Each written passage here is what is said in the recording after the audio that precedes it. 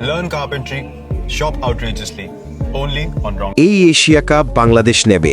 Super over দেখে লাইভে এসে কি বললেন Virat Kohli. Asia cup rising স্টারসের সেমিফাইনাল যেন বছরের সবচেয়ে উত্তেজনাপূর্ণ ম্যাচ।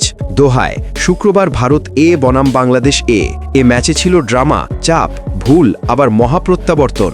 বাংলাদেশের ব্যাটিংয়ে হাবিবুর মেহরব ঝড় ১৯৫ রানের চ্যালেঞ্জ। প্রথমে ব্যাট করে হাবিবুর রহমান হাফ সেঞ্চুরি, ৪৬ বলে ৬৫ রান।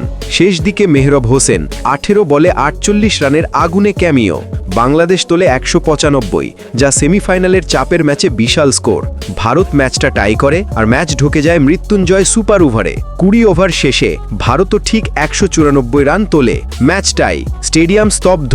কিন্তু এরপর মঞ্চে আসেন বাংলাদেশের নতুন আইস কিলার রিপন মণ্ডল।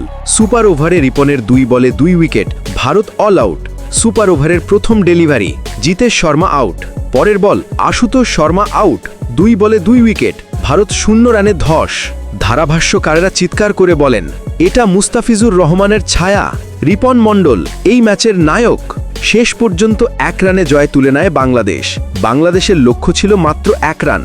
ইয়াসির আলী অযথা বড় শট খেলে আউট হলেও দ্বিতীয় বলেই সুয়াস শর্মান ওয়াইড এবং সেখানেই ম্যাচ জিতে নেয় বাংলাদেশ। লাল সবুজ দল চলে যায় ফাইনালে। অপর প্রান্তে ক্যামেরা যায় বিরাট কোহলির লাইভে।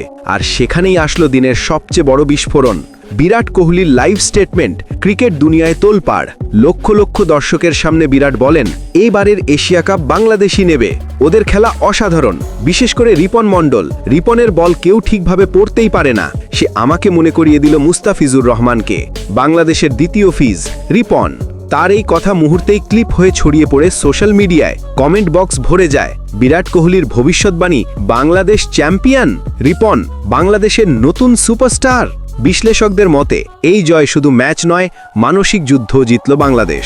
সুপার ওভারের চাপ সামলানো, রিপনের bowling master class, Mehrab হাবিবুরের batting তাণ্ডব, সব মিলিয়ে বাংলাদেশ এখন ফাইনালের সবচেয়ে শক্তিশালী দাবিদার।